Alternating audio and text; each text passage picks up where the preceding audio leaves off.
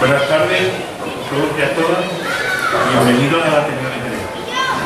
En primer lugar, quiero agradecer la presencia de José Manuel Moreno Arana para esta conferencia, la conferencia que va a dar esta noche. En segundo lugar, quiero agradecer al Ayuntamiento y más concretamente al Archivo Municipal en la persona de Cristo Orellana. Simplemente daros las gracias por vuestra asistencia. Yo voy a dejar la palabra a Cristóbal, que nos va a presentar aquí al ponente, y ahora empezaremos la conferencia ahora mismo. Gracias. El ciclo, va a presentar el ciclo.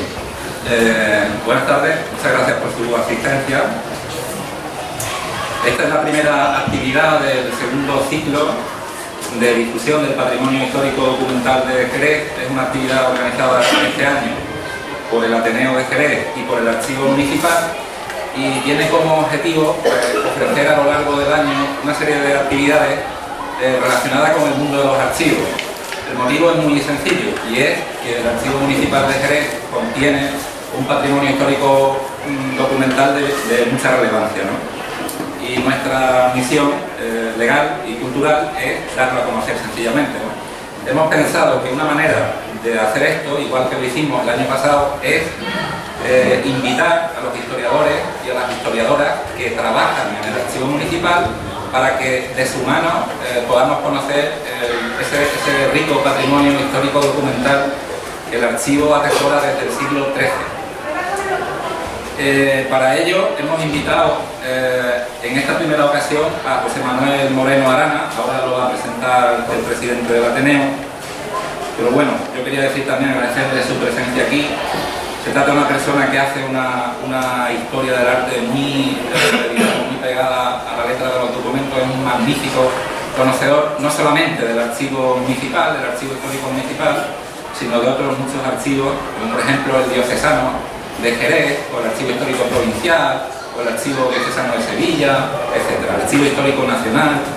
En fin, es una persona que realmente conoce el archivo municipal, y ese es el motivo principal por el que se le ha invitado, ¿no? Muchas gracias por su participación en este ciclo. La segunda conferencia tendría lugar justo dentro de un mes, el día 27 de octubre.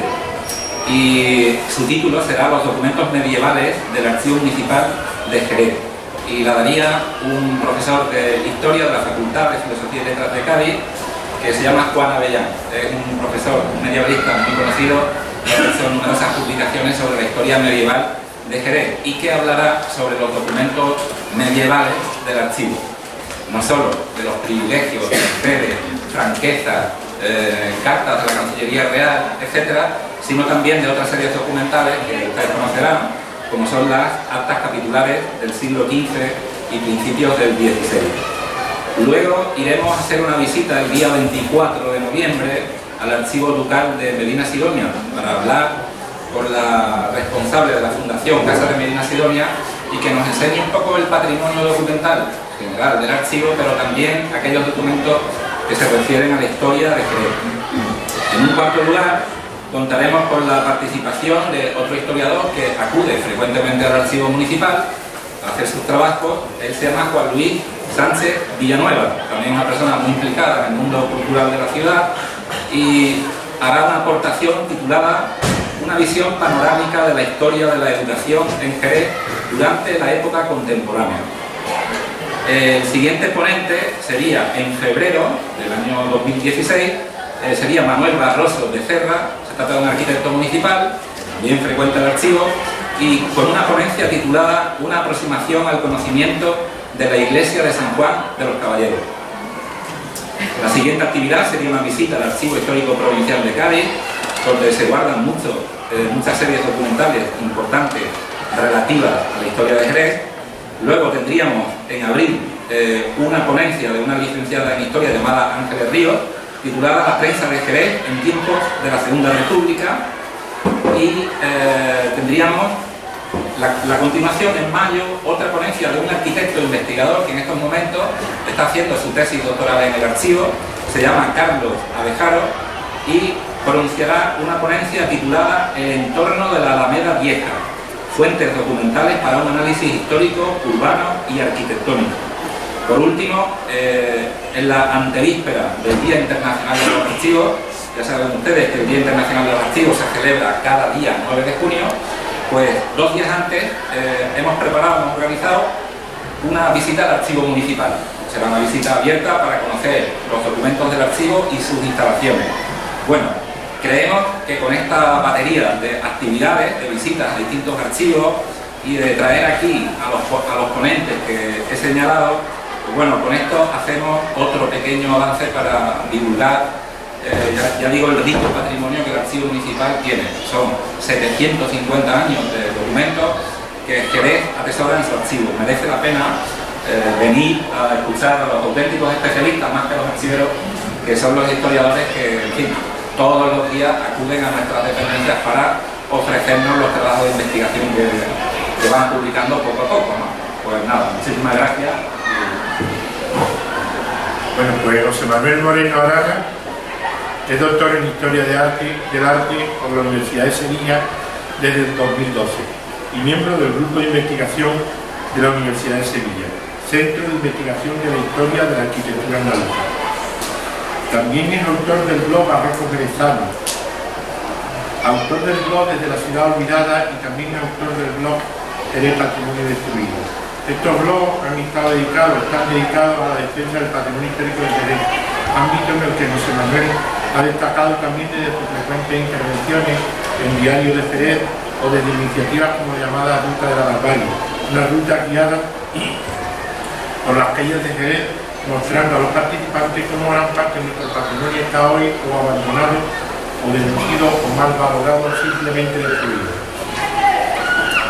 Entre los artículos que ha publicado están las aportaciones al estudio de la arquitectura civil del siglo XVIII en Jerez de la Frontera, el Palacio Villapané, en la revista Laboratorio de Arte de la Universidad de Sevilla, notas documentales para la historia del arte del siglo XVIII en Jerez, en la revista Historia de Jerez, la difusión del barroquismo sevillano en el puerto y su entorno, Ignacio López y Alonso Morales y su retablo de ánimos de la Trinidad, siglo XVII y XVIII, en la revista Historia del puerto de Santa María, el Palacio Gómez de Jerez de la Frontera y el arquitecto Juan Díaz de la Verna en el Boletín de Arte de la Universidad de Málaga, la escultura en el retablo jerezano del siglo XVIII, autores y obras en revista Laboratorio de Arte Universidad de Sevilla. Entre otros trabajos que ha realizado están en la prensa local intervenido en numerosas ocasiones, como por ejemplo la edición diaria de Jerez titulada La Ciudad de la Historia, que coordinan con la Fundación García Romero y Eugenio Vega Geán, publicando artículos sobre escultura, arquitectura, etcétera, desde el siglo XVIII. No se escucha bien, Pero en el Diccionario Biográfico Español de la Real Academia de la Historia ha colaborado con distintas entradas acerca de arquitectos, artistas y escultores como Juan de Vargas, Agustín de Medina y Flores, José Montes de Oca, etc. Ha participado con distintas fichas catalográficas: San Miguel Arcángel, Cristo de la Sangre, Virgen de la Luz, Sayón Martillo, en el catálogo de la exposición Limes Fidei 750 años de cristianismo en Jerez, 2014, a cargo de los comisarios Javier Jiménez López de Igleta y Pablo Pomar. Entre los libros publicados están La Policromía en Jerez de la Frontera durante el siglo XVIII, editado por la Universidad de Sevilla en 2010. El retablo en Jerez de la Frontera durante el siglo XVIII, también editado por la Universidad de Sevilla. Ha participado en un curso de Historia de Jerez en sus fuentes, Jornada de Historia de Jerez, Congreso Internacional Virgo Dolorosa en Carmona, Encrucijada, Cádiz, donde el Instituto de Investigaciones Estéticas de la Universidad Autónoma de México le seleccionó un artículo sobre Jesús de los Afligidos del Puerto de Santa María, una posible obra de Mateo Zúñiga, escultor guatemalteco del siglo XVII. Su metodología. La metodología empleada se centra en una inicial aproximación historiográfica mediante la revisión de la bibliografía existente en torno a la retablística barroca en España y en el marco de Jerez en particular, a través de la consulta consulta directa de la documentación de archivos, la recopilación de datos y el hallazgo de documentos inéditos. El curso de investigación ha concluido en el análisis directo sobre las piezas. Para el próximo número de la revista Historia de ha presentado un documentado artículo titulado La dolorosa en la imaginería procesional jerezana del siglo XVIII, donde muestra un gran manejo de documentación original en diversos archivos, como el AHN, etc., archivos de las propias cofradías, etc., así como un exhaustivo conocimiento de la bibliografía al respecto. Introduce algunas novedades fundadas documentalmente en los temas cronología y autoría que aborda. En su aportación mantiene siempre un equilibrio entre los profusos detalles documentales de las esculturas que comentan y las observaciones críticas de las mismas que distribuye a lo largo del texto. Una historia del arte con gran apoyatura documental en los archivos históricos. La ponencia de hoy, la Casa Barroca Jerezana en el siglo XVIII a través de los documentos. Muchas gracias, José Manuel, por tu participación en este segundo ciclo organizado por el Archivo Municipal y la Ateneo de Jerez. Y gracias también por tu defensa del patrimonio histórico y dentro del patrimonio histórico documental que también conoce y da a conocer. Conocer nuestra historia, que es nuestra pretensión, es amarla y también si la amamos podemos defenderla. Nuestra intención desde el Ateneo era llegar a la mayoría de ciudadanos que tuvieran interés por el patrimonio y bueno, nos sentimos muy agradecidos también al Archivo Municipal por contar con nosotros para organizar esta gracias. Gracias. Buenas tardes, noches.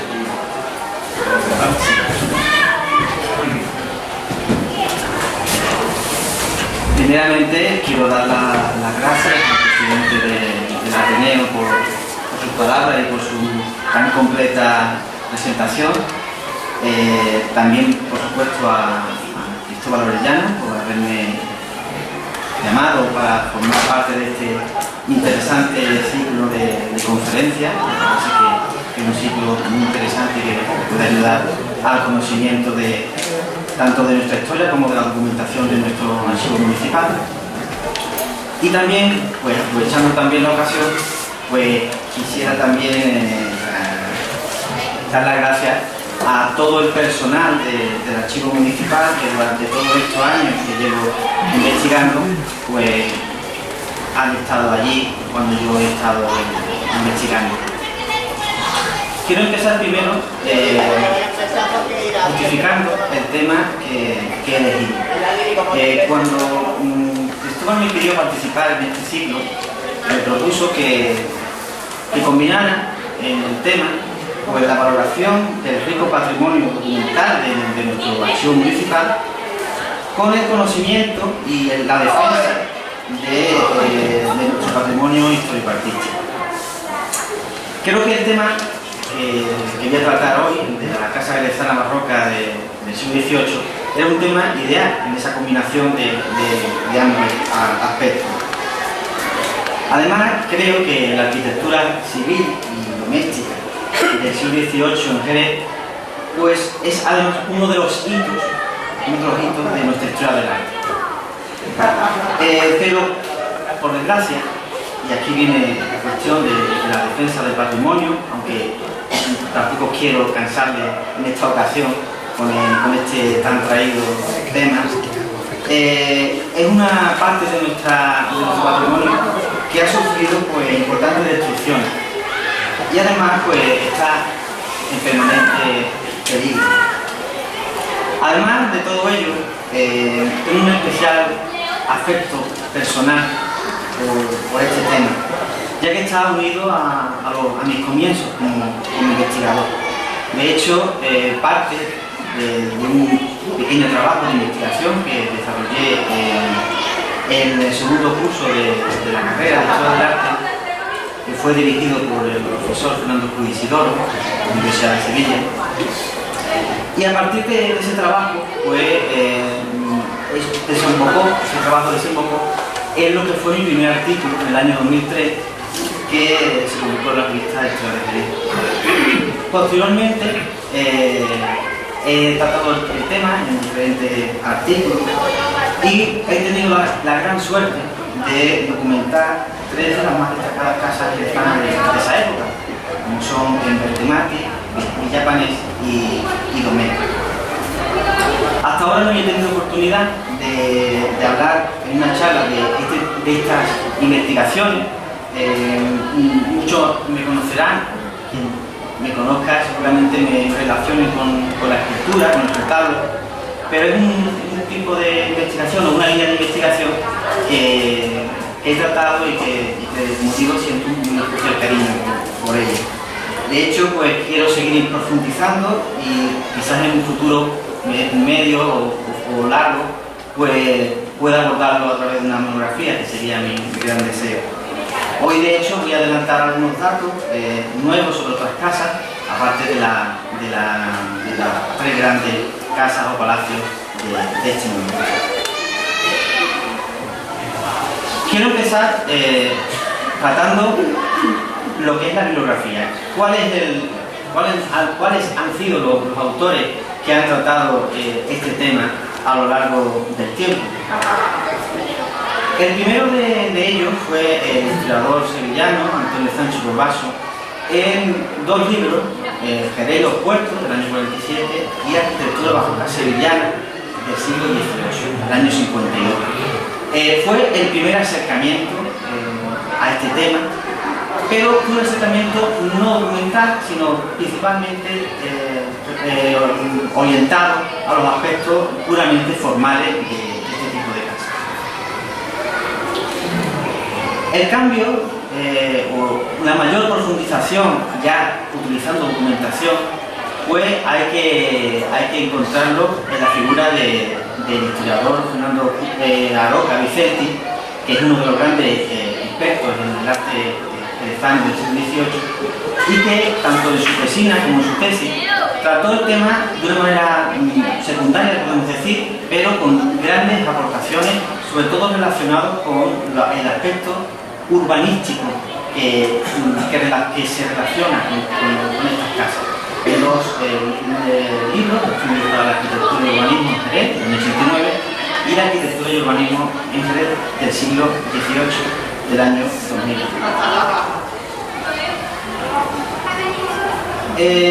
Posteriormente, pues como comenté, en el año 2003, pues escribí mi primer artículo, y en este primer artículo traté 2 temas que posteriormente pues, han sido muy importantes a lo largo de mi trayectoria, como fue el retablo y la arquitectura civil.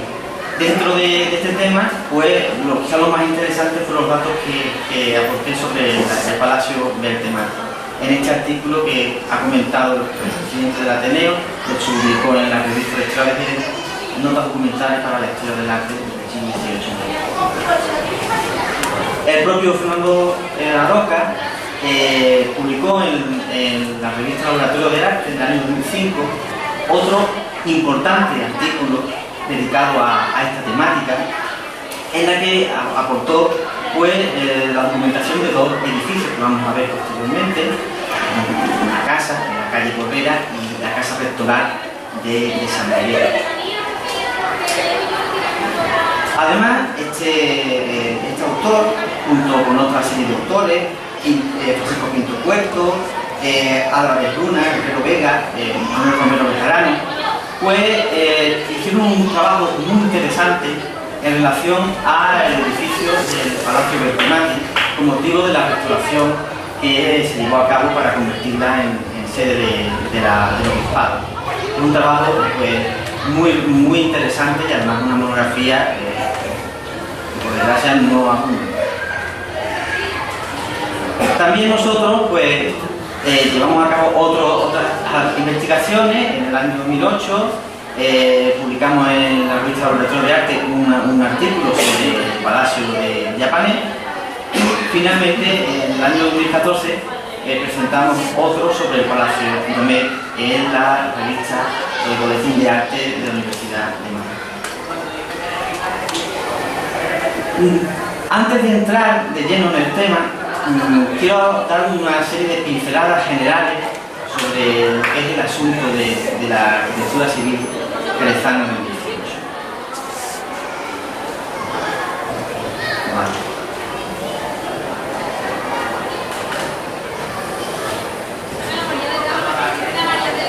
Primeramente, hay que resaltar que los principales edificios que hoy conservamos de esa época se construyen, curiosamente, en un espacio de tiempo muy corto, principalmente en la década de los 60 y 70 de este siglo, del 18. Además, y eso es interesante, coinciden con el despunte de la industria bodeguera. Es el momento en el que la industria del vino se desarrolla de una manera típicamente capitalista y adquiere pues, un mayor desarrollo para la ciudad. Ese momento es cuando encontramos este edificio.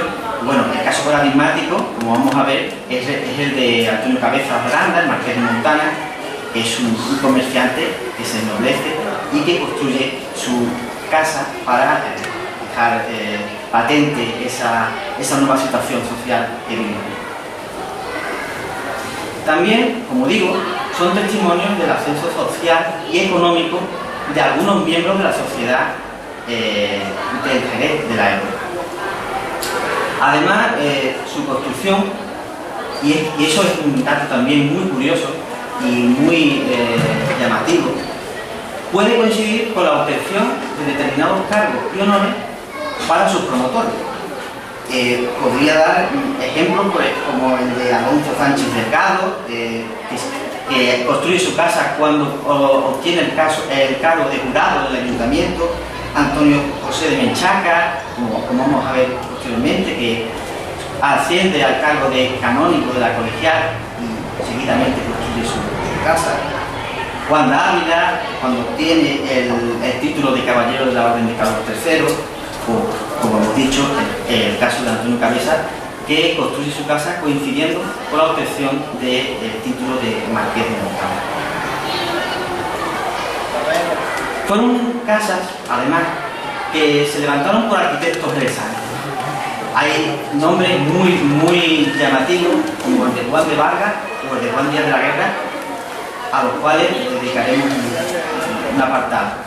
O Juan Martínez o Antonio Palacio, que son nombres menos conocidos, pero que han salido a decir de la documentación. Esto es interesante porque en la época en la que trabaja, como hemos dicho, Antonio Sancho Corbacho, los años 40, 50, se pensaba que edificios como Domecq o Bertemati eran obras de arquitectos sevillanos. La documentación ha demostrado que los arquitectos jerezanos tenían suficiente categoría para poder construir esos edificios. Edificios que además, al ser obras de artistas o de arquitectos jerezanos, muestran una tipología de casa muy genuina de Jerez. Además, otro detalle que me llama mucho la atención es que los edificios más destacados fueron construidos a lo largo de varios lustros y fueron resultado de la elección de diversos inmuebles colindantes, dando lugar a edificios que modifican el entramado urbano de la ciudad y que además está muy en relación con lo que es el urbanismo barroco, tan escenográfico, un aspecto que ha tratado con mucho acierto Fernando Loca Vicente. Entrando en lo que es quizá la temática de esta conferencia, yo voy a intentar no abusar de los documentos, de la redacción del documento, que sí quiero dejar claro cuál es la documentación que he manejado. Y ello me va a imposibilitar entrar en muchos comentarios formales. Pero bueno, algo daremos sobre ambas cosas, ¿no? Y empezando por los documentos, para el estudio de este fenómeno, hay que empezar por el contrato. Los contratos son escasos. De hecho, los que se han localizado los protocolos notariales, que se conservan en un fondo muy importante que se conserva en el archivo municipal, como pueden imaginarse, son las escrituras públicas ante notarios que se hacen a lo largo de los años y que es un fondo que, a diferencia de otras ciudades, se conserva en Jerez. En el resto de la provincia pues los protocolos notariales se conservan en el archivo histórico provincial. Nosotros tenemos esa suerte de tenerlo en nuestra ciudad y de poder acceder a ello digamos, de manera más directa. Son muy escasos, como digo. ¿Por qué? Porque posiblemente este tipo de contratos entre el arquitecto y el promotor de la obra, debieron ser acuerdos privados. Y la mayoría de los archivos privados, pues, por desgracia, tampoco se conservan. Pero tenemos otro tipo de documentación para poder estudiar la Casa Jerezana del 18, también dentro de los protocolos notariales. Hay diferentes tipologías de documentos que a veces nos aportan información sobre cronología y también sobre autoría. De hecho, a través de este tipo de documentación he tenido la suerte de poder documentar esos 3 edificios que comenté al principio. Ejemplos como las imposiciones de censo, que son una especie de hipotecas que se grababan sobre determinados inmuebles a cambio de una cierta cantidad de dinero para sus dueños, una tipología de documento muy complejo, pero este tipo de documento nos aportó una información muy valiosa sobre el Palacio Bertemático, como veremos a continuación. Los testamentos también nos pueden aportar información, que de hecho fue lo que me posibilitó encontrar la autoría del Palacio Villapané. Los inventarios que se hacen normalmente post-mortem, es decir, tras la muerte de los dueños, ¿no? En este caso es lo que se dio en el caso del Palacio de Domecq, en el caso del Palacio del Marqués de Montana. O las ventas de casas, que también pues, nos ayudan a ver esa evolución, como hemos dicho, de compras de casas para poder anexionarlas y para poder construir en grandes parcelas estos edificios tan enormes, y que nos sirven también para localizar cronológicamente determinados edificios. Para los casos en los que la construcción de estos palacios conllevó una intervención urbanística, como el cierre o anexión de calles, es un fenómeno también muy curioso en Jerez, que se da en los tres grandes palacios, pues hemos utilizado o se han utilizado las actas capitulares. Las actas capitulares son los acuerdos municipales, que se llevaban a cabo en la época, en la que a veces se incluye, por ejemplo, los planos de las calles y esas demarcaciones de terreno que se dan con motivo de la construcción de estos edificios. Otros documentos, pues los padrones municipales, que surgen sobre todo a mediados del siglo XVIII. Tenemos padrones municipales en el archivo municipal, y este tipo de documentación pues también nos da algunos datos biográficos sobre los dueños de las casas. Os pongo aquí un ejemplo de contrato de una casa, o de la reforma, una reforma muy amplia de una casa. Es un contrato que localicé hace ya muchos años, lo publiqué en el primer artículo que os he comentado, en la que el arquitecto Juan de Vargas se compromete a hacer una reforma o una casa en la calle Corredera. Es un contrato que se refiere a un edificio que por desgracia no conocemos. Pongo aquí un detalle de este documento y os subrayo el momento en el que se dice obra nueva que consta de un diseño o planta que he dado. El arquitecto da un diseño y planta, una planta del edificio, y va dando cada una de las características técnicas y materiales, por ejemplo, de esta obra. Pues he seleccionado una transcripción del texto de este contrato, en la que podemos ver, lo he puesto señalado en rojo, como por ejemplo dice: la pared será de mampostería, la puerta principal de cantos de labrada, todos los huecos de las puertas y ventanas eran en piedra labrada, las dos esquinas de lo mismo. En la arquitectura jerezana del siglo XVIII siempre las esquinas se solían cuidar mucho y siempre iban labradas en piedra.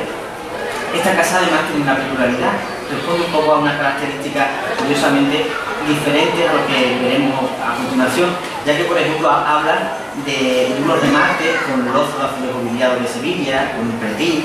Es un aspecto un poco menos común en la arquitectura, pero es curioso que la documentación que nos ha llegado de este tipo de contratos a veces pues, no corresponde con edificios que se conservan o que no responden a la tipología que se hace mucho más popular posteriormente. Por ejemplo, el balcón, el tiradillo, planchuela, ordinaria, son terminologías técnicas sobre la construcción de este edificio. No es normal, ya he dicho o he expuesto anteriormente, que en el contrato se dice el arquitecto he presentado un diseño o planta. Esto pasa mucho, por ejemplo, en los contratos de los retablos, por ejemplo. Pero estos contratos casi nunca incluyen este tipo de plantas o de diseño. El único ejemplo que conozco, lo publicó Fernando Roca Vicenti, es esta planta que se incluye en un contrato para la construcción de otra casa en la calle Larga, que como diversos tipos se conserva, pero que de un arquitecto poco conocido, Agustín Pérez Pueyrredón, del año 1786, y que nos muestra pues, no solamente la estructura de la casa, de la planta, sino también toda la terminología de las diferentes partes de la misma. Por ejemplo, se habla de casa-puerta, despacho, caballeriza, zaguán, el patio, el comedor, el corral, que siempre normalmente se situaba en la parte posterior, el jardín, también es importante el jardín dentro de la casa jerezana de esa época. En fin, tenemos este documento que es muy valioso, aunque se refiere a un edificio que por desgracia no se conserva. Dicho esto, dicho esta introducción, pues quiero empezar primero dando una serie de ejemplos antes de hablar de las tres grandes casas jerezanas de la época, que como dije son Bertemati, Japanés y Domecq. Algunos ejemplos quiero dar porque, por supuesto, no son todos lo que existen, sino he puesto algunos ejemplos representativos por responder a la tipología más abundante formalmente o porque tenemos algunos documentos que nos permiten fechar. Y quiero empezar por un edificio que por desgracia hoy no se conserva. Es un edificio que desapareció en los años 60, 70, mejor dicho, que se situaba en la intersección o en la esquina entre la calle Franco y Compañía, actualmente es un bloque de vivienda, y es el Palacio de los Marqueses de los Álamos del Guadalete. Es un edificio que, por la documentación que he localizado, debió levantarse en el segundo cuarto del siglo XVIII. Por tanto, es una obra anterior a todas las que vamos a ver posteriormente. Esta planta que os pongo responde a un proyecto de reforma que sufrió el edificio en los años, quiero recordar, 50, que llevó a cabo el arquitecto jerezano Hernández Rubio. Para que veáis, además esta casa era muy interesante porque respondía a una tipología diferente, una tipología más sevillana, con un patio apeadero al principio y el patio más retrasado. Era una tipología muy interesante por lo singular de la misma. Tenemos pocas fotos de ella, de esta casa. Esta imagen, que además es de una procesión, se ve en el fondo lo que era la portada principal de la casa. ¿Qué documentación he localizado? Pues por desgracia una documentación indirecta, pero bueno, al menos nos sirve para saber quién la hizo, el promotor, por desgracia no el arquitecto, y más o menos la cronología aproximada.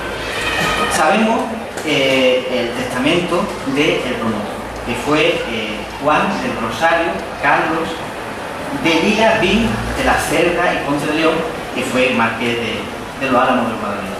Antes que nada quiero comentar que la familia Lila Vil fueron en origen unos comerciantes de origen flamenco, de Flandes, que se instalan en San Lucas de Barrameda en el siglo XVII y que ya en el siglo XVIII se instalan en Jerez, ya obteniendo el título de marqueses de los Álamos del Guadalete.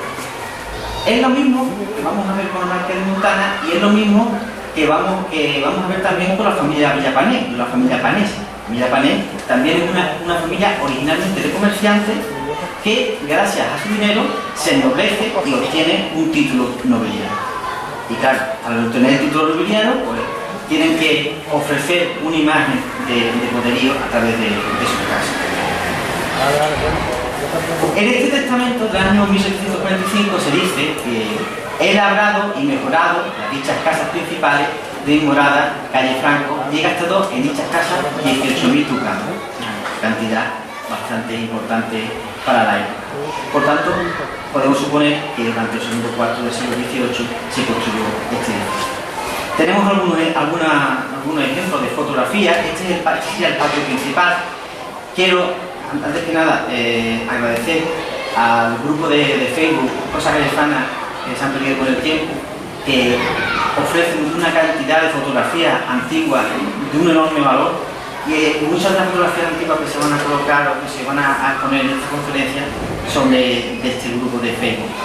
Este patio, no sé si lo podéis ver, pero tenía unas arcadas y una decoración pues, muy rica.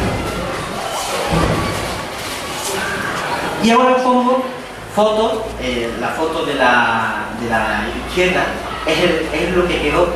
Era cuando se estaba derribando el edificio, y esta era la entrada al patio, a la escalera principal del palacio. Una verdadera lástima y una verdadera vergüenza para la ciudad. Lo que se conserva, ¿qué conservamos de este edificio en Jerez? Pues conservamos en San Marcos el retablo del oratorio, el que tenéis arriba, que se conserva en la parroquia de San Marcos, y también la misma capilla, la capilla actualmente de la Cena, pues se conserva esta escultura de la Virgen del Rosario, que es la que veis aquí, coronando, que era la portada principal del palacio. Una escultura en piedra, seguramente que sigue el estilo del escultor Diego Rodríguez. Otro ejemplo, afortunadamente conservado por ahora. Es la casa del jurado Alonso Sánchez Delgado, que se fecha en el año 1733, en la calle Corbera, número 52, como que será una casa que conoceréis bastante. Esta casa fue documentada, su publicación, la publicación de su autoría, de su cronología, fue publicada por Fernando López Vicente en el artículo que comenté en el laboratorio de arte. Y bueno, yo he intentado sacar algunos datos biográficos sobre el promotor de la obra. Es interesante que conocemos la autoría y la cronología y el promotor del edificio a través de un detalle realmente sorprendente. Cuando se restaura el edificio en 1889, aparece en la puerta principal, en la puerta de madera principal de la casa, aparece por detrás una inscripción. Y esta inscripción se recoge en un documento que está actualmente en el archivo municipal, dentro de la sección de memorandas del archivo histórico reservado. Es una sección también muy rica del archivo, en la que aparece el nombre del propietario, que es el promotor de la obra, el arquitecto Juan Martínez, un arquitecto del que por desgracia no tenemos muchos datos, incluso el nombre de los carpinteros que intervinieron en ella, además de la propia fecha de construcción, que es el año 1770. En lo que dicen algunos datos, Sánchez Delgado fue jurado. Jurado era un cargo dentro del cabildo municipal, un cargo que, como todo lo de esa época, se compraba o se le daba, y era, digamos, no era un cabildo 24, no tenía voto, pero sí tenía voz dentro de lo que es el cabildo. Y por supuesto que era un cargo, por supuesto que sobre todo tenía una consideración social importante.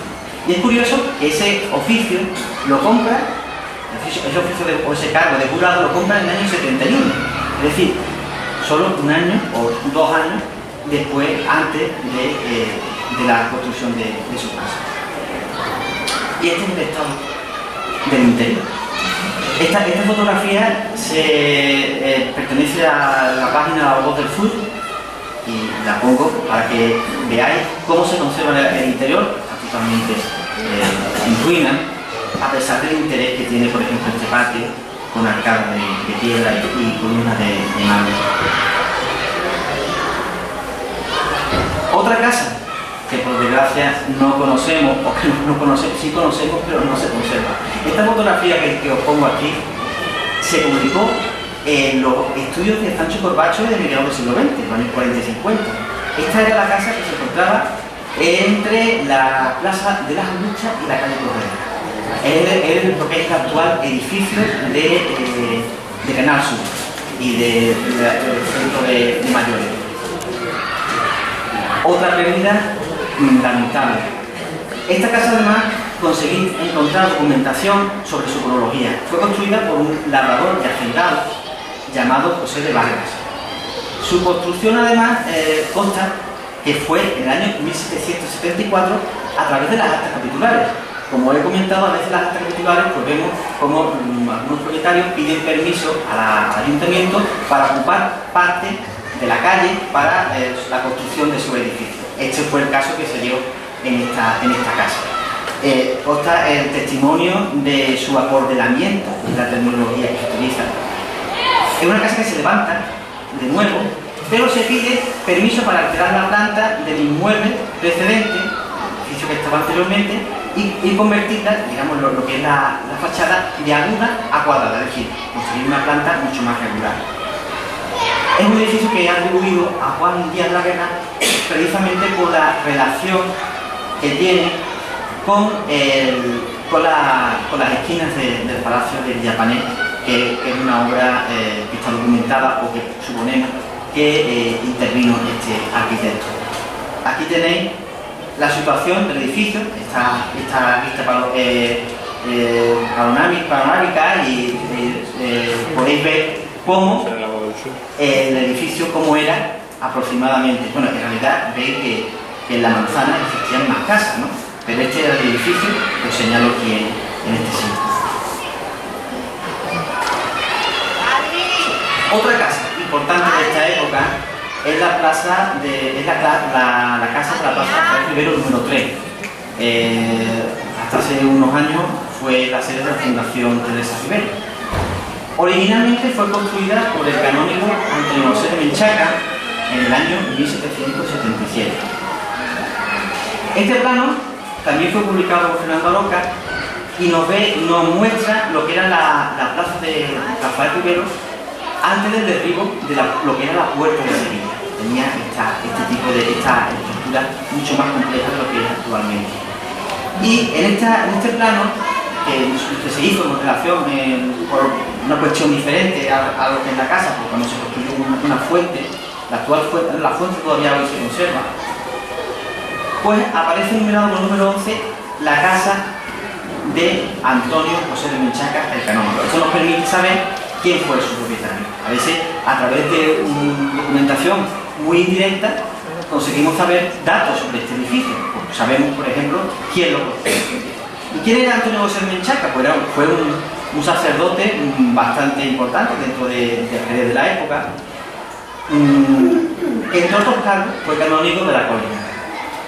Y curiosamente obtuvo el cargo de canónigo en 1775. Solo 2 años antes de la construcción del edificio. Lógicamente, había que demostrar que estaba en una situación social pues, inmejorable, ¿no? Construyó este edificio. ¿Y por qué sabemos la fecha? Pues porque el propio edificio nos aporta su cronología en el interesante reloj de arena que encontramos en la parte superior del mismo. Algo que al mismo tiempo hemos podido comprobar a través de la documentación, ya que hemos encontrado dentro de los protocolos notariales la compra en ese mismo año de 2 casas en la plazuela de la Puerta de Sevilla, que era como se llamaba entonces la Plaza Rafael Rivero, por parte de Menchaca. Lógicamente, esta casa se construyó por la anexión de diferentes casas anteriores. Les pongo un detalle de su interesantísima y su preciosa portada. Un edificio que tiene mucha relación con el de la Plaza Rafael Rivero es el de la Casa de los Carrizozas, la Plaza Carrizosa número 9. Si vemos, comparamos las las dos portadas vemos que es obra de un mismo arquitecto. El trazo es muy similar entre ambos. Incluso os pongo aquí esta especie de colar entre la mitad de una portada y otra para que veáis la relación. No voy a profundizar en temas formales, pero nos sirve para fechar aproximadamente esta casa. Y yo sé que al menos en el año 76, es decir, un año antes de la construcción del edificio de la Plaza Rafael Rivero, pues en ella vivía Rosa María Adorno y Espínola, viuda de Álvaro de Perea y Carrizosa. Esto lo sabemos, además, pues por los padrones. Los padrones nos permiten saber quién eran los que vivían en esas casas. Y aquí os pongo una foto de uno de los padrones de estos momentos, en la que además aparecen incluidos incluso los criados de la casa. Tenemos aquí al maestro de los niños, al paje, al mozo de los mandados, etc., al cochero, al lacayo. Otra casa importante, la número 35 de la calle Corredera. Por desgracia no he localizado documentación sobre ella, pero sí creo que por las condiciones, los aspectos formales que presenta, pudo haber sido hecha por el arquitecto Juan de Vargas. Se construiría en torno a la década de los 60 o 70 del siglo XVIII. Y lo he atribuido a Juan de Vargas porque es una casa que muestra relación muy estrecha con lo que es el edificio de la portada lateral de Bentemarte. Este uso de las volutas, rematando la portada, que es además muy típica de este arquitecto, como vemos por ejemplo en esta obra que está documentada, que es la espadaña de San Marcos, donde vemos igualmente las volutas tan características de este edificio. Esta espadaña se construyó en 1774, entonces una cronología muy similar. Y para terminar con lo que es este primer apartado, la casa rectoral de San Miguel. Esta es otra de las casas que fue documentada por Fernando López Vicenti, y esta casa es una casa especial. Es una casa especial porque no era una casa, digamos, de una persona en concreto, un hacendado ni de un marqués, sino esta casa pertenecía a la parroquia de San Miguel. Era el lugar donde, como vamos a ver, donde servía sobre todo de vivienda para los curas. Por eso se llama la casa del rectoral de San Miguel. Su arquitecto fue Antonio Palacio, otro arquitecto poco conocido. Se levantó entre 1777 y 1778. Y es curioso cómo la documentación dice qué carpintero intervino. José Martínez Tejada. Podemos suponer que fue un carpintero pues, sin mucha importancia. Es curioso porque este carpintero fue también retratista. Y tiene un papel muy importante dentro de lo que es la retablística neoclásica en la ciudad, con trabajos como el retablo de la Ermita de San Telmo o la reforma del Sagrario y del retablo mayor de San Marcos. Una cosa interesante, esta que se llama la Casa de las Conchas, y quizás lo más llamativo de esta portada es precisamente lo que la hace más rara y la que nos muestra un aspecto más diferente con relación a otras casas. Pienso que estas conchas pueden ser, o este arquitectónico puede ser incluso anterior a la propia reforma del 18, porque tengo conocimiento de que anteriormente a la construcción de esta casa existió en el mismo lugar una casa que se llamaba la Casa de las Conchas. Sobre el significado que puede tener este tipo de tondo con esas figuras de perfil, no voy a entrar, pero bueno, se ha hablado mucho y se ha hablado incluso de significados alquímicos. Yo no voy a entrar en esos temas. Y ya voy a tratar lo que son los tres edificios importantes de esta época. He titulado este apartado como Villabané, Bertemate y Domé, monumentalidad y protagonismo urbano. Monumentalidad porque fueron los edificios más grandes, más monumentales, y protagonismo urbano porque su construcción implicó una reforma de todo el entramado urbano que lo rodeaba. ¿Quién fueron sus arquitectos? Pues sus arquitectos fueron Juan Díaz de la Guerra y Juan de Vargas. Vamos a hablar un poquito someramente de cada uno de ellos. Juan Díaz de la Guerra, sabemos que nació en 1714. Encontré recientemente datos muy curiosos. Era hijo bastardo, su padre no lo reconoció hasta que murió. En su testamento lo reconoció, aunque no lo dejó como heredero, curiosamente. Era sobrino de un maestro de obra, Antonio Díaz. Antonio Díaz fue un arquitecto, fue el arquitecto que intervino en la reforma de barroca de la iglesia de San Dionisio. Y este Antonio Díaz fue padre del homónimo, del obispo homónimo, el obispo Juan Díaz de la Guerra, que sabemos que fue obispo de Mallorca y Sigüenza, un personaje muy relevante del siglo XVIII. Y esto nos muestra cómo la diferente situación social en la que vivían una parte y otra de la familia. De hecho, uno de los hermanos de Juan Díaz llegó a ser un cargo militar importante, mientras que él, pues, como hijo bastardo, pues, se tuvo que limitar a lo que era la albañilería o la arquitectura. En el año 56 se casa con Isabel de Pina, hija de Juan de Pina. Juan de Pina fue un maestro mayor de la obra de la Colegial y intervino en lo que era la terminación de la iglesia de la Colegial. Todos estos detalles nos muestran cómo los arquitectos, como otros artistas de la época, pues se desenvuelven en una endogamia, como dentro del oficio se casan, la hija de un determinado arquitecto con otro arquitecto. Es lo normal en esa época, la endogamia. En el año 83 se convierte en el arquitecto municipal, en el maestro mayor de la ciudad, como se llamaba anteriormente, lo cual demuestra un reconocimiento a su prestigio, ¿no? Entre sus obras se encuentra la iglesia de San Francisco, que se reconstruye en esta época, la bodega Conde de los Andes, los palacios de Villapañé y Tomé, la fachada del asilo San José, etc. Podemos decir que se convierte en uno de los arquitectos más relevantes de esta segunda mitad del siglo XVIII. Muere en el año 1790. En relación a Juan de Vargas. Juan de Vargas, igualmente sabemos que nace en el seno de una familia también de arquitectos, maestros de obra. Nació hace 1731 y fue hijo del maestro de obra Alonso de Vargas. Y posiblemente sea familiar de otro arquitecto que mencionaremos justamente al final de la conferencia, y el arquitecto José de Vargas. Se casa en 1753 con Eduardo de Figueroa. Lo resalto porque, aunque no he podido documentarlo, es llamativo que la arquitectura jerezana de esta época se ha relacionado mucho con los arquitectos sevillanos Figueroa, la familia de los Figueroa. Desgraciadamente no he podido demostrar que exista tal relación, pero es como cuanto menos sugerente.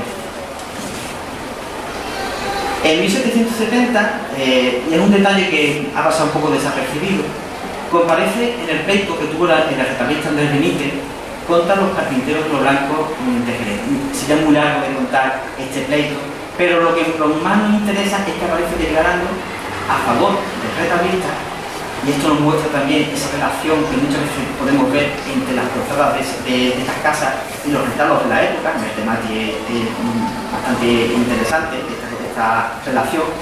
Pero además, en esta declaración pues demuestra unos conocimientos teóricos de la arquitectura muy interesantes y muy importantes a la hora de poder valorar su propio nivel como arquitecto. Curiosamente, en el año 75 hasta el año 75 no obtienen el título de maestro de albañil, que sería cartelería y arquitectura, ¿no? Que son muy peculiares, ¿no? Esto se debe a una serie de cuestiones, sería muy largo de contar aquí ahora, pero lo interesante que lo que tiene que quedarse con el detalle es que muchas veces los arquitectos, como cualquier otro artista, trabajaban sin ningún tipo de título. Los títulos vienen posteriormente. Actualmente, en esa época, lo que funcionaba era la asociación gremio. El gremio era el que posibilitaba esa formación y esa obtención de esa maestría dentro de cada oficio. Y en el año 84 es nombrado maestro mayor de la obra de la Colegial. También un reconocimiento a su importancia. Entre su obra pues, se encuentran las Españolas de San Marcos, la de Santiago, el Palacio Bertemati y diferentes casas, por desgracia no localizadas o no conservadas, en Jerez, en Cádiz e incluso en el puerto. He encontrado documentación que demuestra que Juan de Vargas hizo casas también en el puerto de Santa María. Y eso es un dato interesante porque la arquitectura civil del puerto de esta época tiene mucha relación también con la de Jerez. También hizo el desaparecido coro de San Dionisio, entre otras obras. Como digo, es otro de los artistas más relevantes de este momento. Y muere en 1790. Entremos de lleno en lo que son los tres palacios. Primero, el Palacio de Villapané, y quiero dar detalles o algunas pinceladas sobre lo que fueron sus promotores, la familia Panés. El primer marqués de Villapané, Juan Lorenzo Pané, fue un rico comerciante de origen genovés, pero muchos genoveses que se afincaron en Cádiz, en la ciudad de Cádiz, a partir del siglo XVII, que obtiene el título de marqués en el año 1700. Este marqués tiene un hijo que se llama Tomás Pané, que emparenta con la nobleza jerezana, al casarse en Jerez con Petronila Pavón, que era hija de los marqueses de Casa Pavón. Al morir en el año 1729, deja como albacea a este personaje tan oscuro, pero que fue el verdadero promotor del edificio, que es Esteban Cesario Martínez. Fue un hombre de confianza del marqués que, curiosamente, terminó casándose con su viuda. En 1732 se casa con su viuda, Petronila Pavón, y administra los bienes de su heredero, que es Miguel Andrés Pané. Miguel Andrés Pané es realmente el marqués que habitó la casa durante el siglo XVIII en la época de su construcción. En el año 1747, Miguel Andrés Pané toma posesión de sus bienes, al ser mayor de edad, pero muere en el año 76. Y es interesante, como vamos a ver, que en su testamento de ese año aporta el dato del arquitecto que estaba construyendo el edificio. Y ya para terminar con lo que es la familia, el último eslabón, Miguel María Pané. Miguel María Pané es quizás el marqués de Villapané más conocido, que fue un personaje muy culto e ilustrado de la época de Jerez, uno de los personajes más interesantes de la época, del Jerez ilustrado de la época, que además sabemos que fue el que creó la primera biblioteca pública en su propia casa, en la propia casa del Palacio de Villapané, que llegó a contener más de 12.000 volúmenes. Este marqués muere en 1828 y a partir de entonces pues, se pierde la pista de esta biblioteca, que dicen que acabó naufragando en un barco que la llevaba a Génova, a la patria de los Pané. Una historia un poco increíble. Es necesario que me detenga un poco en todo esto, porque el proceso constructivo de estos edificios no es tan simple como podríamos suponer. Fijaros que lo que os comenté al principio, las compras de casas para edificar un edificio, para construir un edificio más extenso. Entre 1736 y 1744 hemos localizado a través de la documentación notarial que se compran una serie de casas anexas a la casa de Esteban Cesario Martínez, el padrastro del marqués, en la calle Empedrada. Una casa que posteriormente son cedidas a sus hijastros. En el año 44 se decide construir el edificio y se obtiene una licencia de la Real Justicia de Cádiz para comenzar la obra del palacio. Al estar el marqués en minoría de edad, pues necesitaba un permiso legal para poder utilizar parte de su dinero, parte de su patrimonio, para construir este edificio. Sabemos que en el año 45, por la documentación de los protocolos notariales, la casa se estaba construyendo. Y que en el año 47, tanto Esteban Cesario como su esposa hacen donación del edificio a Miguel Andrés Pané y se obligan a concluirlo. Esta es la primera etapa de la construcción del edificio, la que se construye a lo largo de los años 40 y que corresponde con el interior del edificio de Villapané que da a la calle Empedrada. Pero la parte que actualmente se sitúa en la Cruz Vieja se construye posteriormente. Sabemos que en el año 55, con el terremoto de Lisboa, se derriba o se arruina parte de esta zona y es necesario derribarla. 10 años más tarde, Miguel Andrés Pané, que ya era mayor de edad, era propietario del edificio, pide al ayuntamiento incorporar parte de la calle Ollanca, actualmente Cerro Fuerte, para poder ayudar a la construcción de este edificio. Y sabemos, por tanto, que en esa época, en el año 66, se va a construir. Y la última dato que tenemos de la construcción es de 10 años posterior, del año 76, cuando Miguel Andrés, al morir, de su testamento unos pagos al maestro que dirigía la obra de su casa y a su aparejador, Alonso Moreno. Por tanto, fijaros cómo un edificio puede desarrollarse a lo largo de tantos años y que incluso cuando muere el marqués, el edificio no se ha terminado.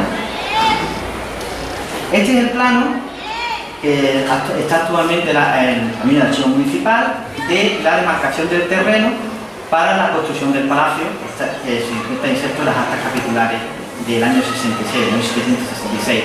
Ahí está señalado el trozo de calle que se incorpora al palacio para fomentar o para favorecer una regularización de su planta. Y esto es interesante porque este edificio, o la fachada del edificio de Villapané, se plantea con un sentido muy escenográfico, como vamos a ver. Y este fragmento, pido perdón porque la calidad de la foto no es mucha, es la del testamento de este marqués, en la que aparece: al maestro de obra Juan Díaz, que lo es de mi casa, mando que por una vez le den 50 ducados, y Alonso Moreno, aparejador de la mi obra, 40 ducados. Además es muy interesante cómo aparece esa distinción entre maestro y aparejador. Por supuesto, si hay una distinción entre maestro y aparejador, está claro que el maestro es el autor del diseño y del proyecto. Esta es la planta del edificio. Una planta muy peculiar, precisamente por la situación en la que se encuentra urbanísticamente. Y aquí os pongo para que os hagáis una idea de cuáles fueron las dos fases de construcción del edificio. La primera fase corresponde, como os dije, a la parte de la calle empedrada. Es esta. Y la parte que se construye entre el año 66 y 76, pues es la que corresponde a la fachada de la Cruz Vieja. Aunque seguramente se debió de regularizar todo el exterior del edificio con motivo de esta segunda fase. Y aquí tenemos el edificio en su estado, creo, original, y además con algo muy interesante. Juan Díaz, tanto en Villapané como en Domecq, estuvo muy interesado en la escenografía urbanística.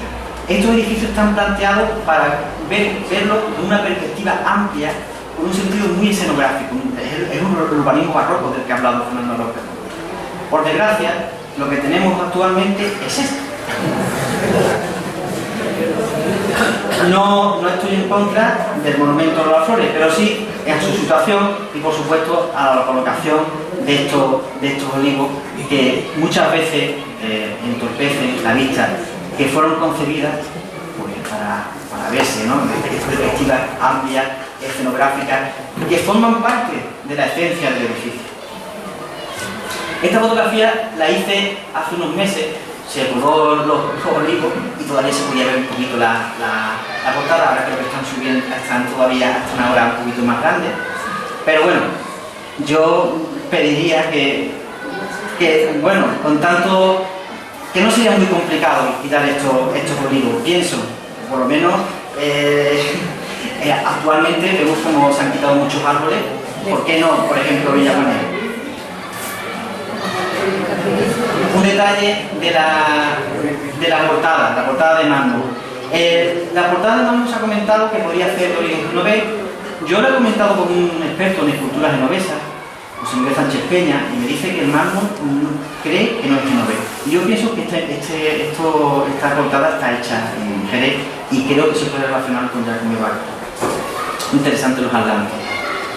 Y muy llamativo también las esquinas. Las esquinas son lo más llamativo del exterior del edificio, en la que aparecen los arcángeles San Miguel y San Rafael, dos santos que estuvieron muy relacionados con la familia. De hecho, el nombre de Miguel se repite mucho en la familia. Y esta es la portada, también de mármol, de la fachada de la calle Imperial.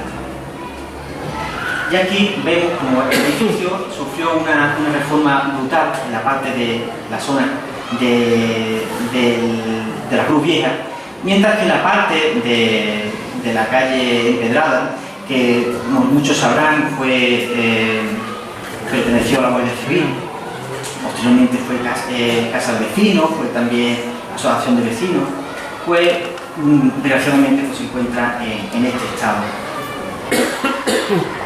Muy interesante también está este balcón también de la calle Empedrada. Y voy a poner una serie de imágenes. Estas fotos tienen algunos años. Tengo que dar gracias a Pepe Sala por esta foto. Esta foto del interior nos muestra la riqueza interior de pinturas murales que tiene y también pues, el desgraciado estado en el que se encuentra. Aquí, por ejemplo, vemos una pintura que aparece como una escenografía en perspectiva, muy típica de la época, una representación parece que del carro de Elías. O la escalera. La escalera tiene una bóveda de yeserías interesantísimas. Esto pertenece a la primera fase, es de los años 40, yo creo que está muy cercano al artista Agustín de Benítez Flores, por el uso de la talla, del yeso. Otro detalle, vemos aquí unas pinturas murales, lo que es la escalera. Es una pena que esté en esta situación. Y esta es la bóveda también de yeso, muy espectacular, de la capilla privada, del oratorio privado. Muchos de estos edificios tenían su propio oratorio privado y Villapanés no iba a ser una excepción. Fijaros la riqueza de este interior. Un interior, además, que pues pido, por favor, que ya que tenemos aquí al delegado municipal, que en la medida de lo posible, sé que la situación del ayuntamiento no es buena, pero que se haga por lo menos posible que se mantenga el edificio, que no se caiga, porque la situación me consta que es bastante mala. Y es un edificio además que yo pido también que tenga un uso apropiado al nivel del edificio. Un uso relacionado con el valor histórico y la historia cultural del edificio. Hemos dicho que fue el primer sitio donde hubo una biblioteca pública en Jerez. Podría ser, a lo mejor una locura lo que estoy diciendo, ¿no? Podría ser el lugar para el archivo municipal, o podría ser la sede de un centro de interpretación del barroco jerezano, por ejemplo. Es un edificio muy grande, puede caber muchas cosas. Respecto a lo que es el Palacio Bertemati, el otro gran edificio, voy a hablar también una pincelada sobre el promotor, Juan Dávila Mirabal. Juan Dávila Mirabal perteneció a una de las familias más antiguas y ilustres de la ciudad. De hecho, la familia tiene su origen en la propia Reconquista. Sabemos que en el año 72 era caballero de la Orden de Carlos III. Yo creo que esta fue la motivación de la construcción de todo el edificio. La Orden de Carlos III era el principal reconocimiento civil que daba la monarquía, porque sigue dando la monarquía. Y dentro de lo que es la documentación que localicé, aparece este fragmento que nos habla de este personaje. Dice: es bien notorio en esta ciudad el vasto caudal en bienes raíces que el dicho don Juan posee, aunque en comunidad con otros dos hermanos suyos, entre el cual se enumeran las suntuosas casas recientemente fabricadas en la plaza del Arroyo de esta ciudad. Esto es el documento, es del año 1732, cuando se estaba construyendo el edificio y cuando tiene el título de caballero de la Orden de Carlos III. Pese a su riqueza, pues grabó su palacio con varias hipotecas. Y esto pasa muchas veces con la nobleza de esos años, y es que tenían mucho propiedades inmobiliarias, pero no tenían dinero en metálico. Y tras su muerte, sus bienes fueron valorados en 2,5 millones de reales, lo cual muestra el poderío económico que tenía. Voy a hacer también muy rápidamente, ya sé que se va haciendo un poco tarde, todo el proceso constructivo del palacio. Entre 1759 y el año 67 se van comprando una serie de casas anexas a la casa del padre del propietario, Bartolomé Dávila. En el año 68 se solicita anexionar una calle escuela que estaba junto a estas casas. Al año siguiente, y esto es un dato que también localicé, aparece una escritura de un maestro cantero, lapidario se le llama, Simón Tinturiel, que otorga precisamente en esta casa. Y en esta escritura aparece como testigo el arquitecto, el arquitecto Juan de Vargas y el escultor Jaume Bacalor. Yo creo que esta escritura, aunque de manera indirecta, nos muestra el comienzo de la obra en torno a ese año. Aún así, posteriormente se construye la casa. El temático es compuesta en realidad de dos casas, y la casa que da a la esquina actualmente de la calle José Luis Díez, pues se construye a partir de la compra de otras casas. Y en el año 72 pues encontramos, dentro de un documento que hemos comentado antes, en una imposición de censo, la declaración de Juan de Vargas, Agustín Gutiérrez y Juan de Vargas Lorenzo de Fuentes, un artista que no tenemos datos sobre él, como maestros fabricantes de la obra, es decir, como los que estaban dirigiendo esta obra. En el año 72 se estaba construyendo la segunda fase del edificio.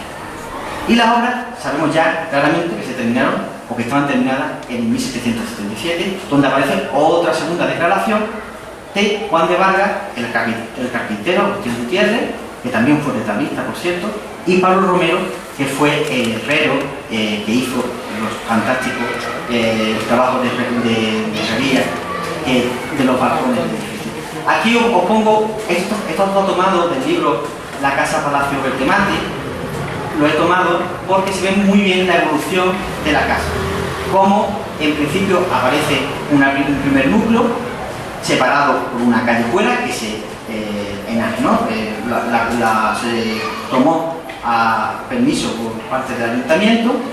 Esa callejuela se incorpora, se compran las casas del otro lado de la calle, se compran las casas anexas y finalmente se configura toda lo que es la casa actualmente. Por lo tanto vemos la complejidad, ¿no?, de la construcción de estos edificios. Por eso tardaron tantos años en levantarse. Este plano pertenece a las actas escriturares y fue el plano que se hizo cuando se cerró la callejuela que comunicaba la Plaza del Arroyo con la calle Limón, que es la que estaba precisamente en medio de lo que es el actual palacio. Y este es el contrato, mejor dicho, la declaración de los arquitectos, de los maestros que intervinieron en esta obra. Se ve la firma de Juan de Vargas, de Agustín Gutiérrez. Por el diseño que se nos ha encomendado, que parte ya está construido, lo que demuestra que estos maestros fueron los que levantaron este edificio. Y este es el edificio en la actualidad, afortunadamente restaurado de una manera bastante aceptada, pero fijaros en esta vista antigua del edificio cómo vemos ese protagonismo urbano con el que fue conseguido. Actualmente vemos que el arbolado y, bueno, por no decir las construcciones que se construyeron en la trasera, afortunadamente una de estas construcciones se ha derribado, pero bueno, es lo que vemos como ese protagonismo urbano que tenían estos palacios, pues posteriormente se ha ido perdiendo.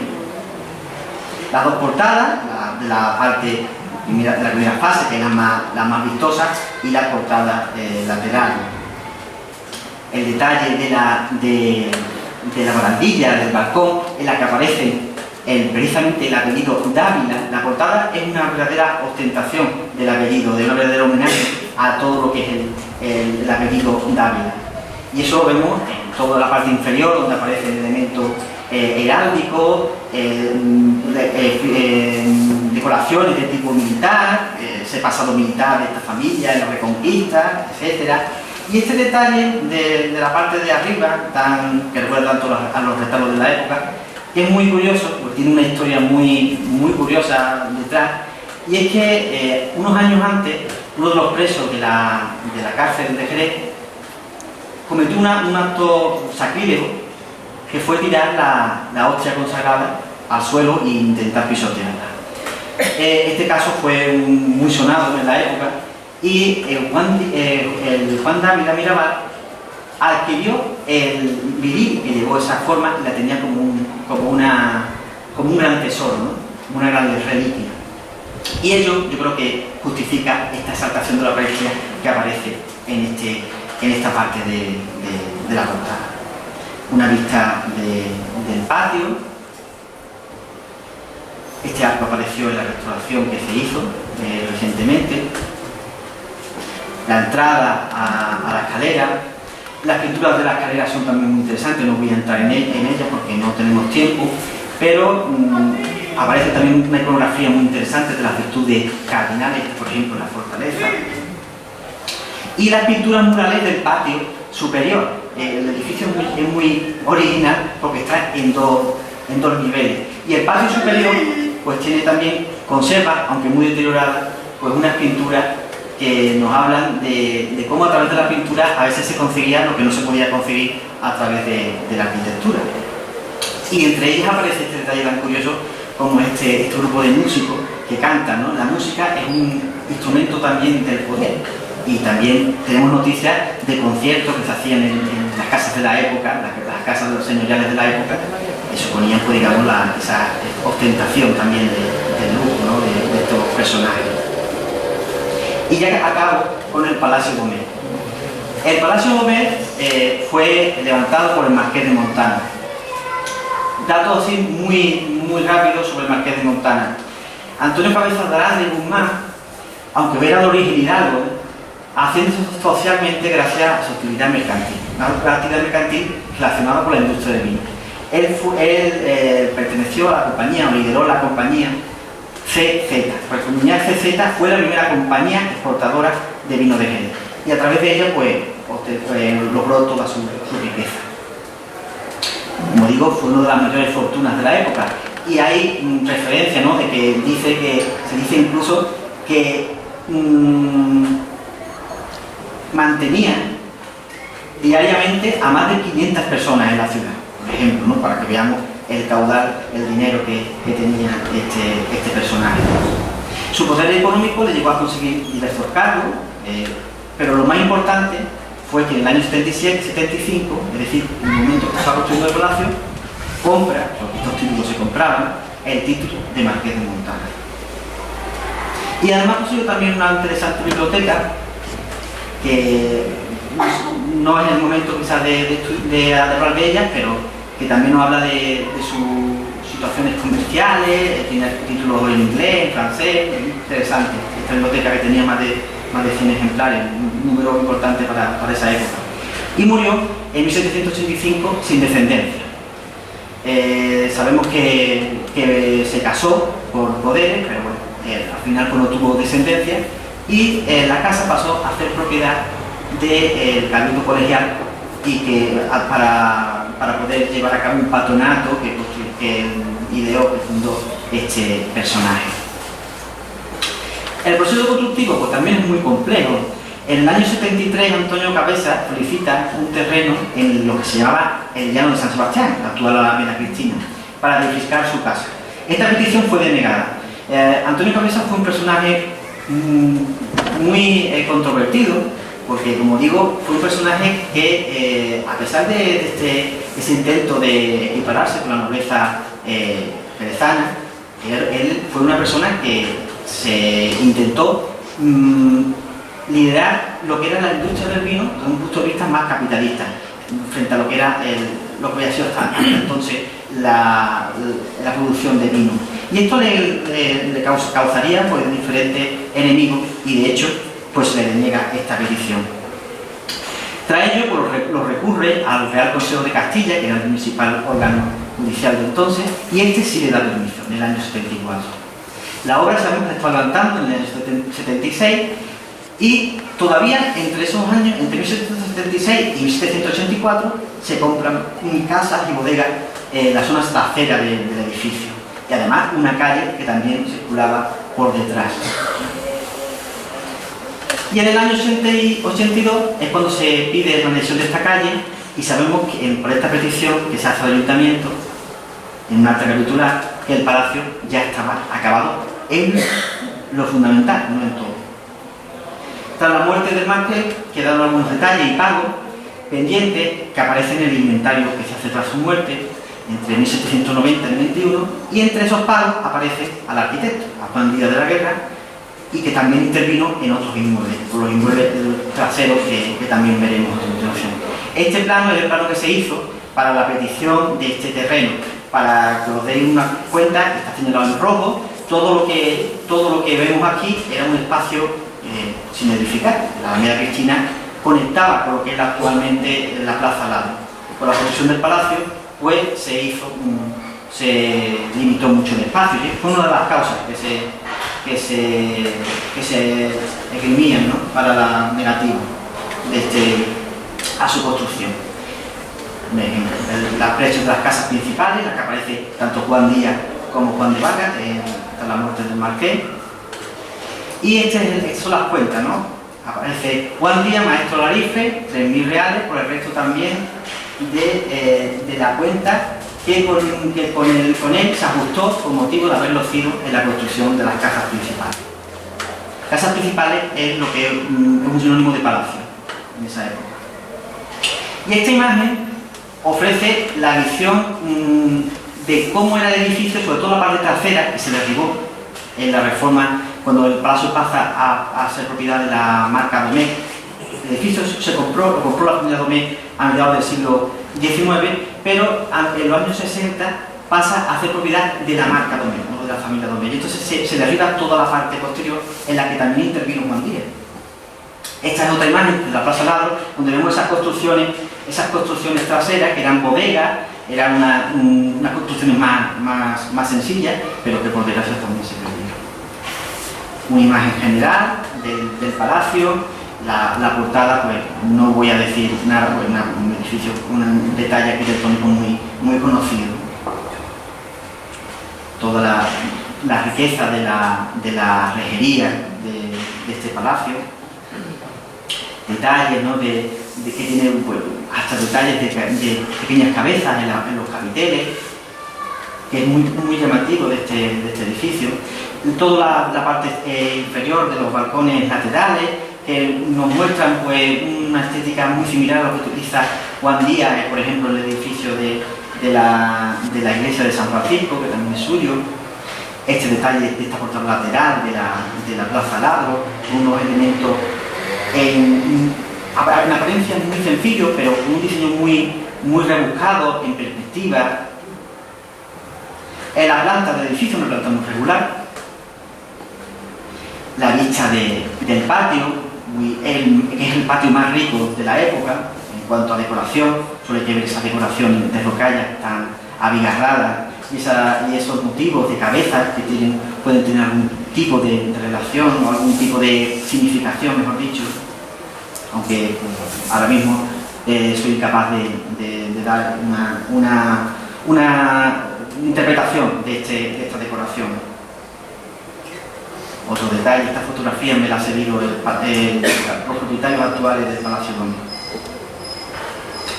La parte superior del patio, que utiliza también una columna de base abombada, que también utiliza en líneas generales, ¿no?, una cosa similar Juan Díaz en la portada de San Francisco.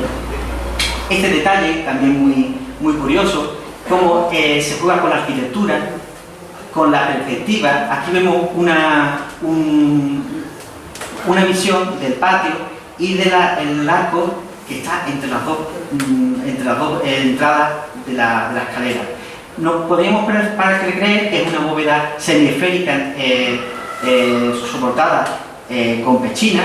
Esto serían las pechinas, aquí sería el arranque de la bóveda, pero si vemos la parte inferior, vemos que en realidad es una bóveda mucho más pequeña, que en realidad por lo que intenta mostrar a través de la perspectiva, del uso de las perspectivas, pues un espacio más amplio. Es un detalle quizás que parece intrascendente, pero que nos muestra la calidad de este arquitecto. La escalera, ¿no? Y vemos aquí detalles, además, bueno, esto es también un tema por estudiar, ¿no? La relación que existe entre el Palacio Bertemati y el Palacio Domecq. Hay detalles, estos detalles de los arcos acabados en voluta, se relaciona con la familia Figueroa de Sevilla, pero aparecen en ambos palacios. Yo incluso planteé que podía haber sido Juan de Vargas el autor de este palacio, pero la documentación dice que lo hizo Juan Díaz. Por tanto, quizás se tuvo como referente este palacio y se copió determinados elementos en el de Domecq, que es posterior, un poquito posterior al de temático. Y un detalle de las catedrales. Y con esto voy a acabar. Pero voy a acabar mostrando una casa que se hizo a finales del 18, pero que ya no responde a la estética barroca. Es el Palacio de Campo Real, la fachada del palacio, porque el interior tiene diferentes épocas.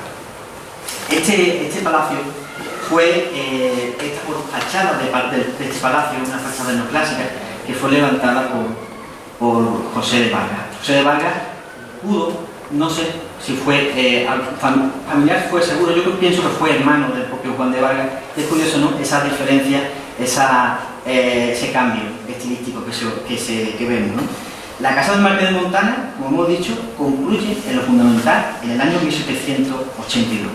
En la siguiente década hemos visto que mueren los dos arquitectos, Juan Díaz y Juan de Vargas, y con ello también muere la casa barroca jerezana, en la década de los 90, del 18.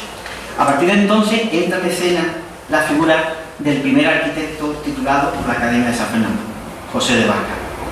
Este arquitecto dominará la arquitectura de los últimos años del siglo XIX, imponiendo una ruptura con el estilo anterior. Será entonces el comienzo de lo que podríamos denominar la casa neoclásica jerezana. Pero este será un tema para otra conferencia. Nada más, muchas gracias.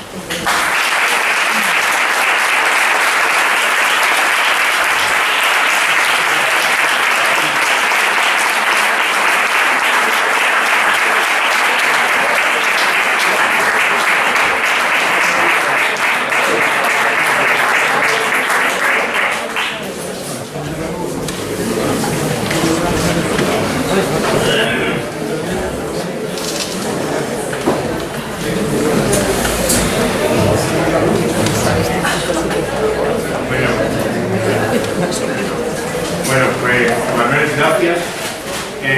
Vamos a darle la palabra al delegado de Cultura que bueno, ha tenido otro compromiso y quería indicarnos unas palabras.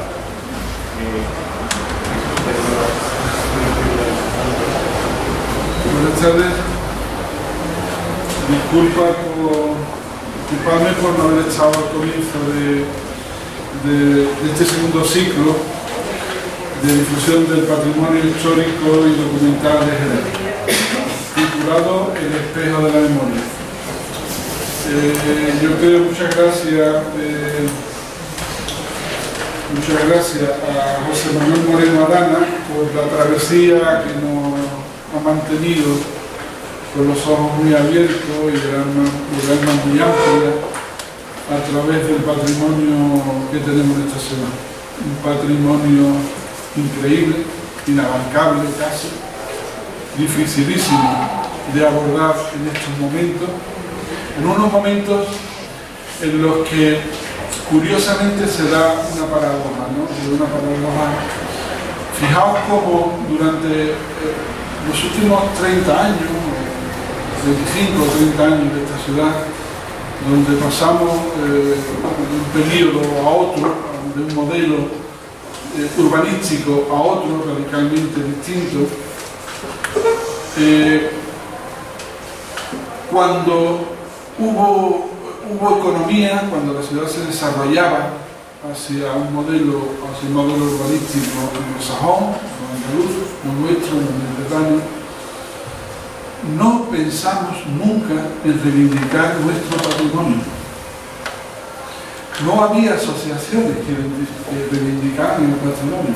Es verdad que las redes sociales hoy nos permiten, es una herramienta muy eficaz para unirnos, para protestar, para reivindicar, para comunicar, para formar, para compartir. Es importantísimo eso, ¿no? Está haciendo las redes sociales. Pero es curioso, ¿no? Es curioso que cuando realmente teníamos la oportunidad que este ayuntamiento ingresaba muchísimo dinero, porque había muchísima construcción, porque había muchísima actividad en torno al urbanismo, la ciudadanía no nos inquietamos por nuestro patrimonio que se nos estaba cayendo, se nos estaba muriendo.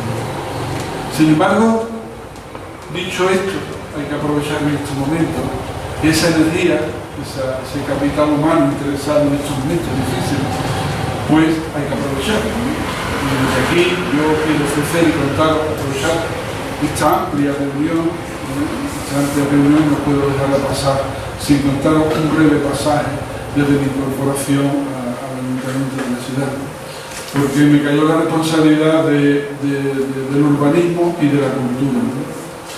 Entonces quiero que sepáis que desde el minuto 1 que yo aterricé las dos delegaciones, el empeño, mi interés, es decir, que es un empeño, porque yo no soy un paracaidista de la política, ni tampoco un ciudadano que acaba de llegar, porque yo he compartido durante toda mi vida esta ciudad, he vivido, he trabajado, he participado, y mi empeño es radical y tremendamente empecinado en recuperar nuestro patrimonio artístico, nuestro patrimonio civil y nuestro patrimonio de la arquitectura civil y de la arquitectura religiosa. Y tengo que decir, para que lo sepáis, que durante estos meses que estamos desde la Delegación de Cultura y la Delegación de Urbanismo, no hemos ido de vacaciones, porque hemos estado trabajando en levantar un proyecto en Extramuros para presentar a la ciudad de Jerez.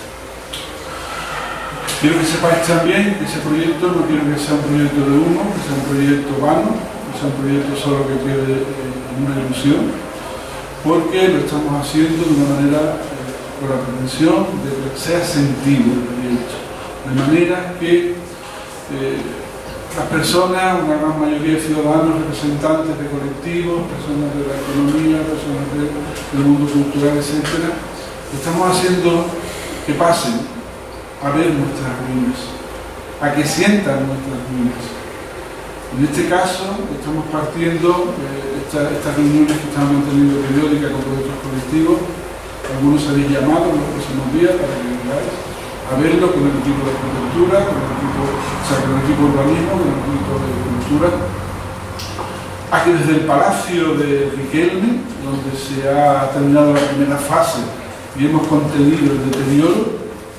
A partir de ahí, desde ese sitio que corona la ciudad de Jerez, a partir de ese faro importantísimo, vamos a montar, estamos montando, y en la segunda quincena del mes de octubre queremos presentarle a toda la ciudad un proyecto de organización, de repoblación, de economía, de cultura a través de nuestro patrimonio que está en ruinas, pero que son nuestras ruinas, que tenemos que sentirla, vivirla y transferirla a todo el que llega como algo positivo, no como algo negativo que vamos a levantar en el futuro. Deciros también que estamos trabajando de una manera que quizás anteriormente nunca se ha hecho, quizás porque yo tenía responsabilidad de esos dos campos, dos grandes campos, pensé que lo mejor sería unificarnos, ¿no? Porque además no es tan distante la cultura del urbanismo. La cultura enriquece al individuo, lo enaltece, lo engrandece, y el urbanismo le da el espacio para vivir, el espacio para convivir. Por lo tanto, los dos grandes equipos humanos que conforman el ayuntamiento, estas dos delegaciones, están trabajando conjuntamente. Estamos trabajando conjuntamente, compartimos el proyecto, compartimos las reuniones y compartimos el trabajo del día a día. Así que yo espero, no sé si lo conseguiré, pero desde luego que sepáis que esto no son palabras vanas, que esto no son palabras fáciles de decir, por mucho mal visto que esté la política, por muy mal visto que estén los políticos, que estén los políticos, sino que es una conciencia de ciudadano, que es una conciencia mía viva como ciudadano de Jerez, el empeño y el trabajo constante para conseguirlo.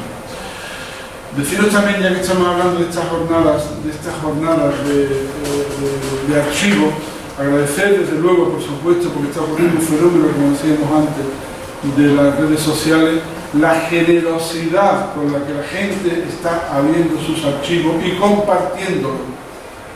Recordemos cómo no hace mucho tiempo cualquiera que guardaba una fotografía, cualquiera que guardaba un papel, lo tenía como un tesoro, para sacárselo, para hacer una copia había que hacer una instancia al ministro, ¿no?, para poder tenerla. Sin embargo, de repente, no sé qué ha ocurrido, que la gente ha ido a sus casas, a las casas de sus padres, sacan los archivos y dicen, aquí lo tenéis, aquí tenéis las fotos, aquí tenéis los planos, aquí tenéis los libros, aquí tenéis la historia viva de nuestros antepasados, la historia de nuestro pueblo, ¿no?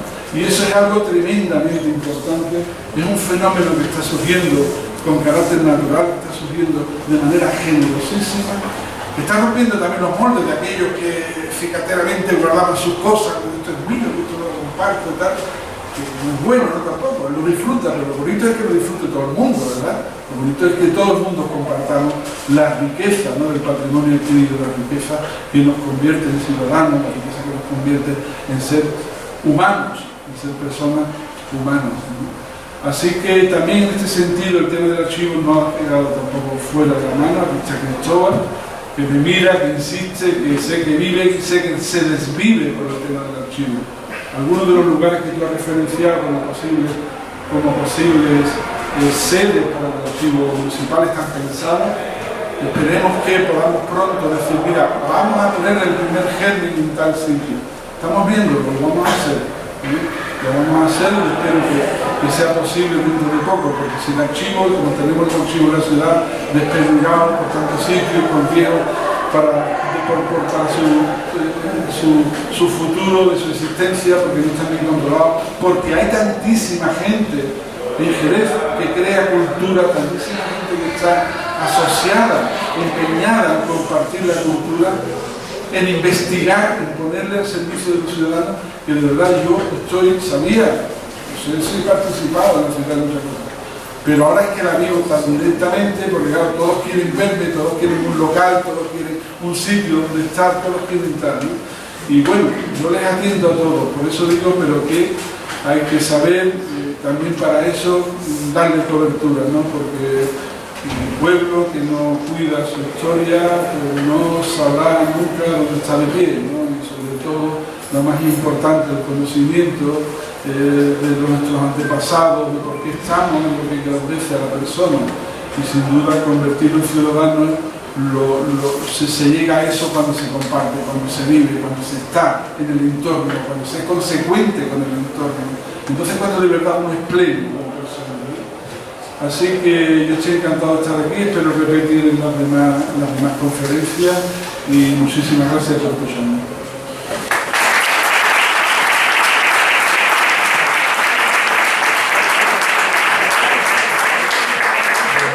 Solamente recordaros que para el día 27 de octubre en la próxima conferencia serán los documentos medievales del Archivo Municipal de Jerez. La conferencia la dará don Juan Avellán Pérez, historiador. Agradeceros vuestra presencia y agradecerles también a José Manuel su conferencia, que nos haya dado la oportunidad de conocer mejor nuestro patrimonio, y solamente le vamos a entregar un detalle de su paso por la conferencia, que es otro de los emblemas de nuestra ciudad, que es la puerta de la mezquita, para que lo tenga de recuerdo.